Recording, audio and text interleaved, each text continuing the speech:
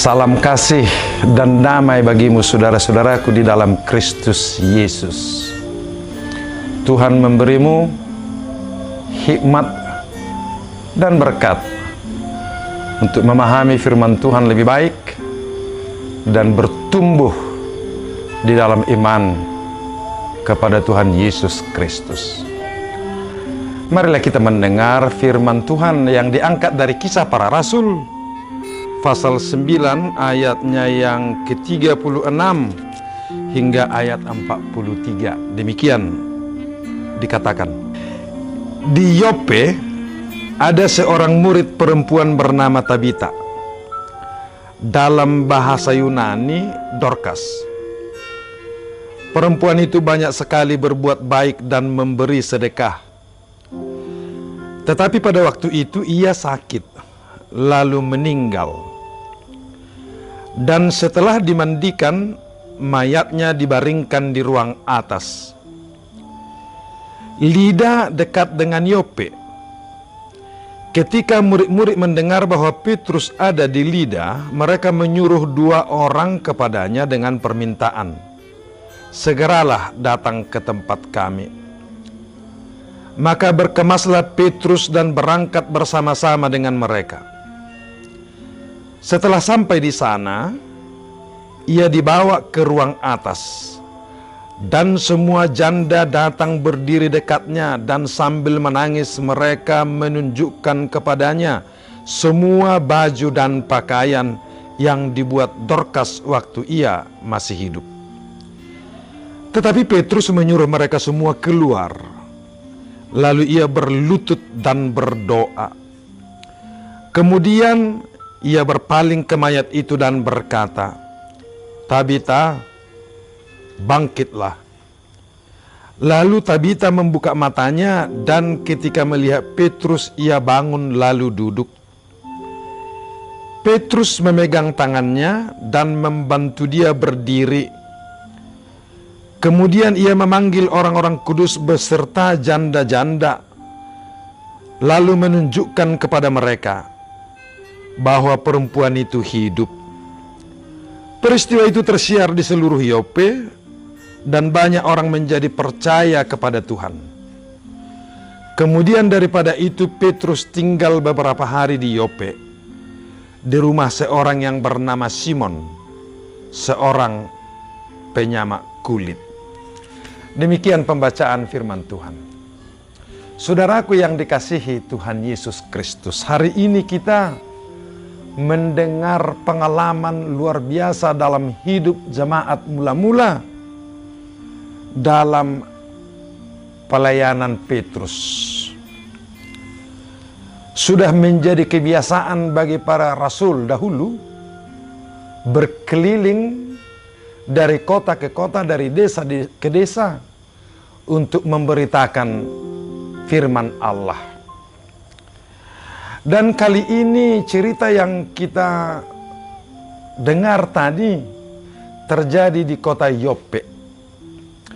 Di sana ada seorang perempuan bernama Tabita, atau dalam bahasa Yunani disebut Dorcas, yang artinya adalah indah atau anugerah. Jadi nama ini sebenarnya juga menggambarkan kehidupan dari perempuan ini. Kehidupan yang indah penuh dengan anugerah.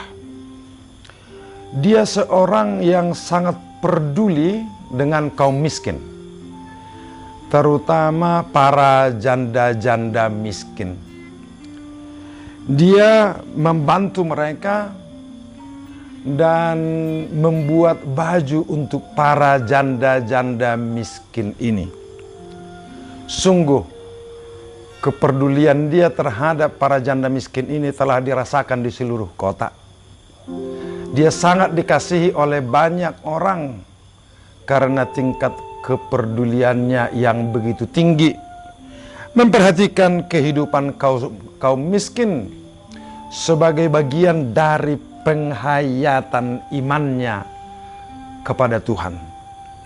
Saudaraku, Ini menjadi suatu kehidupan yang sungguh-sungguh diperlukan pada setiap zaman. Kepedulian terhadap mereka yang menderita. Kepedulian para janda yang miskin dengan apapun yang bisa mereka gunakan, yang bisa kita gunakan untuk membantu mereka, peduli kepada mereka, sebagaimana dilakukan oleh perempuan yang baik hati ini. Jadi dia sangat disukai oleh banyak orang, terutama para janda miskin dan kaum lemah. Suatu hari dia sakit, dan kelihatannya sakit ini mendadak dan ia meninggal. Kesedihan yang luar biasa terjadi pada masyarakat pada saat itu. Setelah mayatnya dimandikan, lalu ditaruh di ruang atas sebelum dia dikebumikan. Para murid mendengar bahwa Petrus sedang berada di Lida, kota yang dekat dengan Yope. Lalu mereka menyuruh untuk menjumpai Petrus dan berkata, segeralah datang ke tempat kami. Tidak diberitahu sebenarnya apa keinginan mereka harus memanggil Petrus. Tapi dapat dibayangkan mereka punya harapan yang lain. Setidaknya mereka berharap supaya Petrus juga bisa melihat peristiwa ini dan merasakan apa yang sedang terjadi. Tentu barangkali Petrus juga sudah pernah dari kota ini, dan mereka adalah bagian dari pelayanan Petrus. Di sini dapat kita lihat hubungan yang dekat antara pelayan dengan umatnya.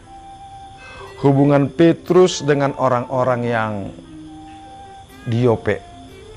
Jadi apa yang terjadi di sana, sesungguhnya mereka inginkan agar Petrus juga ikut merasakannya. Maka mereka meminta agar Petrus segera datang kepada mereka. Dan Petrus segera berkemas. Bersama dengan utusan itu, dia datang ke kota Yope.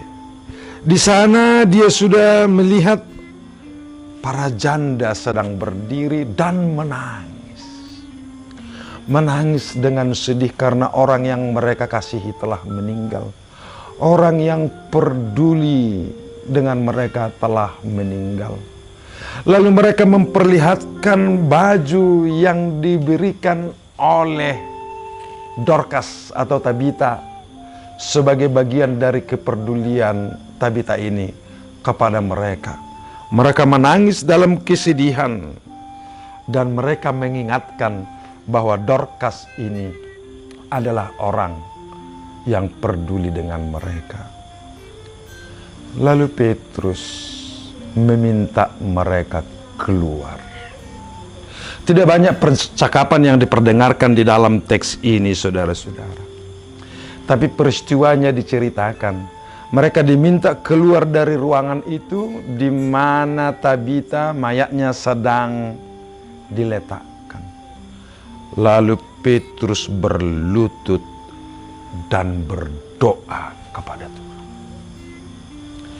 Petrus seorang murid Yesus, seorang rasul yang sudah mengalami banyak kebersamaan dengan Yesus dan mengalami banyak peristiwa dengan Yesus, serta mengalami pertumbuhan iman atas panggilannya sebagai murid Yesus. Kita tahu dia pernah juga menyangkal Yesus, tetapi dia juga pernah menunjukkan keperkasaannya untuk membela Yesus. Dia juga mengalami pengalaman spiritual tentang pengenalannya tentang Yesus. Pada saat orang lain mengenal Yesus sebagai nabi saja, kepada Petrus Tuhan membukakan rahasianya bahwa Yesus adalah Mesias, Anak Allah yang hidup. Dan Yesus berkata, "Berbahagialah engkau Simon, karena bukan manusia yang memberitahukan itu kepadamu, melainkan Bapakku yang di sorga. Berbagai pengalaman inilah yang menghantar Petrus berlutut dan berdoa di hadapan Allah. Saudaraku, ini adalah pengalaman kerohanian yang luar biasa, baik dari sikap, dari ketulusan hati, dan dari pergumulan iman. Saya rasa kita juga adalah orang-orang berdoa, dan ada banyak cara-cara berdoa dan kebiasaan kita. Yang umum, lipat tangan, tutup mata, tunduk kepala. Itu adalah bagus, saudara-saudaraku. Dan boleh kita lanjutkan pola-pola berdoa sedemikian. Tetapi di sini kita diingatkan dan diajari sebuah cara berdoa yang luar biasa yang menundukkan kerendahan hati dan pergumulan. Petrus berlutut dalam kesendiriannya di hadapan Tuhan. Dia berdoa memohon belas kasihan, memohon anugerah Tuhan, memohon pertolongannya agar Tuhan melakukan sesuatu terhadap Tabita yang sudah meninggal itu.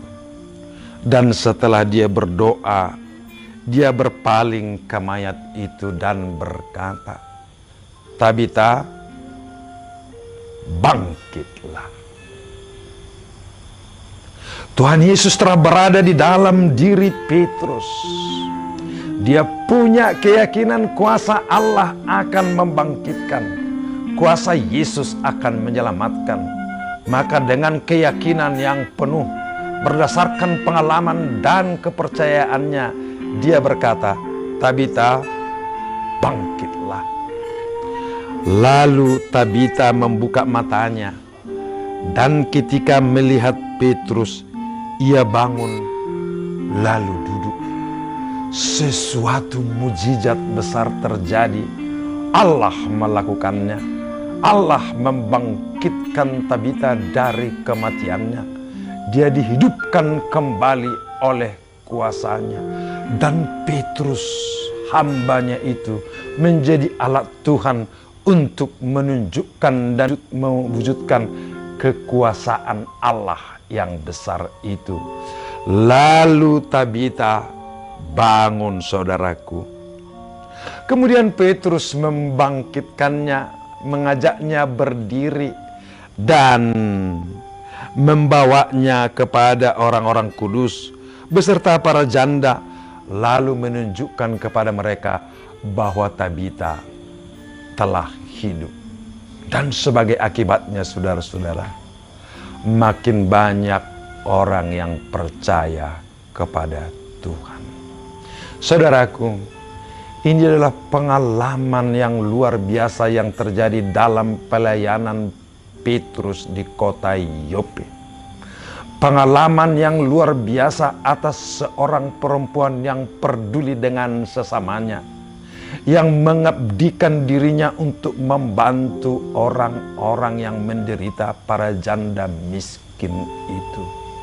Dan para janda miskin itu merasa kehilangan dengan kesedihan yang luar biasa.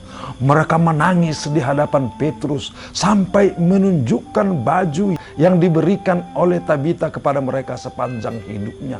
Mereka juga menyampaikan doa dan keluhan mereka kepada Tuhan. Itu juga berbaur dengan rasa cinta Petrus kepada umat itu yang melihat pergumulan mereka atas pentingnya Tabita ini dalam hidupnya. Dia berdoa kepada Tuhan, memohon pertolongan kepada Tuhan. Saudaraku, keikhlasan, ketulusan, dan kepedulian Tabita bertemu dengan cinta kasih para janda miskin ini yang membutuhkan penolong mereka, berbaur dengan pergumulan dan cinta kasih Petrus terhadap umat itu, dinaikkan kepada Tuhan. Lalu Tuhan menunjukkan kuasanya, saudara-saudara. Tuhan memperlihatkan menyaksikan mujizat dan kehebatannya. Tabita yang meninggal itu dihidupkan kembali. Pengalaman ini mengingatkan kita saudara-saudara pada zaman ini. Kalau kita berada dalam kehidupan yang saling peduli antara yang satu dengan yang lain, dengan hati yang tulus dan cinta kasih yang dalam, serta kerinduan agar kabar baik menyebar ke seluruh dunia untuk mengajak orang lain percaya kepada Tuhan Yesus Kristus memperoleh keselamatan, banyak peristiwa-peristiwa mujizat dan keheranan akan terjadi dalam kehidupan kita. Kalau di dalam diri Paulus, pelayanan Paulus, orang meninggal dibangkitkan, dalam bentuk lain bisa banyak mujizat terjadi dalam kehidupan kita, saudara-saudara. Dan itu sesuai dengan kehendak dan anugerah Tuhan. Mujizat apa yang akan terjadi kepada hidup kita, itu ada di tangan Tuhan. Mari saudaraku, gumuli kepedulian, gumuli cinta kasih dengan sesama, dan bergumul dengan doa agar pergumulan umat itu berada dalam perlindungan Tuhan. Maka Tuhan akan bertindak. Tuhan akan memberikan kehidupan yang lebih baik, kehidupan yang lebih berguna, kehidupan yang lebih bermakna bagi kita saudara-saudara.